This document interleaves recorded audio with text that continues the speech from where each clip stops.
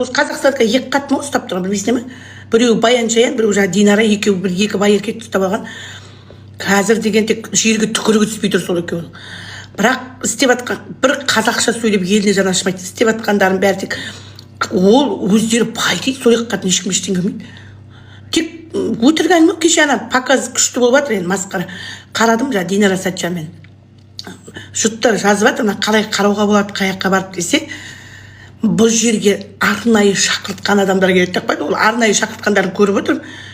Кіл жаңағы байлары осы үкіметтің шөпке шығарларын, соны қатындар бастары қақайып отыр барып. Бір кедей жоқ айтып. Жаңағы ең болмаса сол қатысқан қыздар көрініп тұр.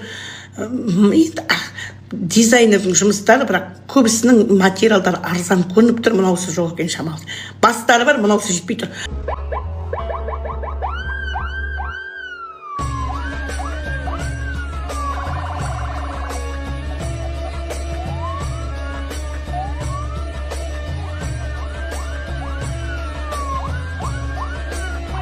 Қазақ елі, намысты ару аналар, біздер мына Баян мен Динара Сәтжан менің үстімнен сотқа шағымданғысы келді.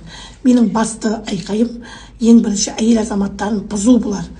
Бұлардың әрекеттері маған көптеген ер азаматтарда көмектесем деп жатыр. Бұлар заңға қайшы әрекеттері өте көп. Жаман жолдағы неше түрлі әрекеттері өте көп. Ол туралы ақпараттар тағы да бар. Екіншіден, бұл кісілердің қазақша сөйлемеуі біздің ұлтымызға қауіп. Біз ана тілімізді қалайда қорғауымыз керек. Заң жүзінде немесе осылар тыю мақсатында.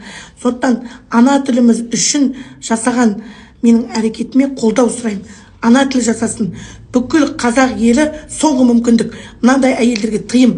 Бұлар бүкіл әйелдерді бұзады, бұзушы, түзеу жолды көрсетпейді. Біздің тілімізге қарсы, дінімізге қарсы, салт дәстүрімізге қарсы. Соны ескерткім келеді.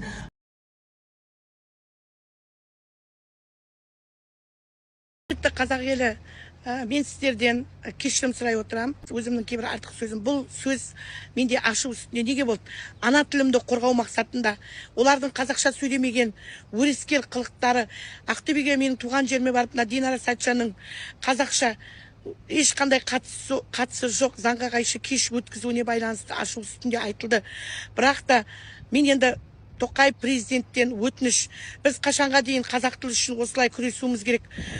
Қалай біз қазақ тілді заңдастыруымыз керек. Қазақ тілі бірінші болып, тек қана қазақ тілі болып заңдасуын қалаймыз бүкіл халықтың атынан.